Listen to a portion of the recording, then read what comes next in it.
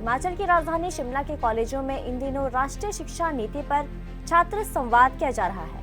राजधानी के आरकेएमवी में छात्राओं से बातचीत की जा रही है, जिसमें शहरी विकास मंत्री सुरेश भारद्वाज ने शिरकत की। इसके अलावा राज्य उच्चतर शिक्षा परिषद के अध्यक्ष और राष्ट्रीय शिक्षा नीति के हिमाचल में पुरस्कर्ता प्रोफेसर सुनील गुप्ता विशिष्ट अतिथि के रूप में मौजूद रहे और छात्राओं के प्रश्नों के उत्तर दिए।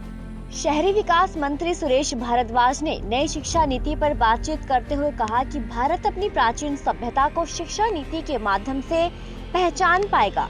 आगे कहा कि अब तक भारत में कई बार शिक्षा नीति बनाई गई, लेकिन पूरी तरह से सफल नहीं हो पाई। 75 वर्षों से देश में अंग्रेजों द्वारा स्थापित किए गए शिक्षा मॉडल की शिक्षा दी जा रही है।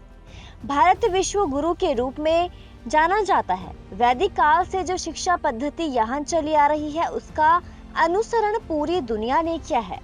भारत को स्वतंत्र हुए 75 वर्ष हो गए हैं और हम भारत की आज़ादी का अमृत महोत्सव आजकल मना रहे हैं। आवश्यकता इस बात की थी कि आज़ादी के बाद भारत की पुनर्रचना और पुनर्निर्माण के लिए देश की शिक्षा नीति में जो है वो आमूलचूल परिवर्तन हो।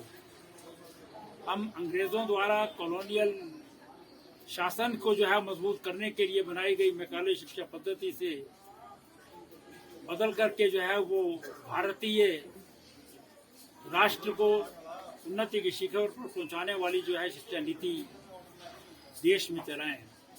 लेकिन दुर्भाग्यवश बहुत सारी शिक्षा नीति बनी, लेकिन उसमें जो देश को आगे बढ़ाने के लिए एक मानव बनाने की दृष्टि से और व्यक्ति के सर्वांगीण विकास की दृष्टि से जो शिक्षा नीति बननी चाहिए थी वो बन नहीं पाई, चाहे वो 1968 में हो या 1986 की शिक्षा नीति हो या उसके बाद के अमेंडमेंट्स हो।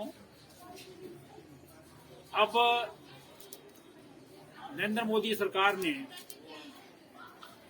देश के बहुत प्रमुख वैज्ञानिक, इसरो के पूर्व चेयरमैन के कस्तूरीरंगन जी की अध्यक्षता में एक कमेटी का गठन किया, जिसने सारे देश भर में जो है वो सजेशंस लिए, वार्तालाप किए, सेमिनार्स किए, शिक्षकों से, विद्यार्थियों से, सभी प्रकार के स्टेक होल्डर्स से बात करने के बाद जो है वो एक शिक्षा नीति तैयार की, जिसे हिंदुस्तान की सरकार ने जो है अंगीकार किया है और अब वो सारे देश में जो है उसको इम्प्लीमेंट करने के लिए जो है वो आगे कोशिश जो है वो उसमें की जा रही है।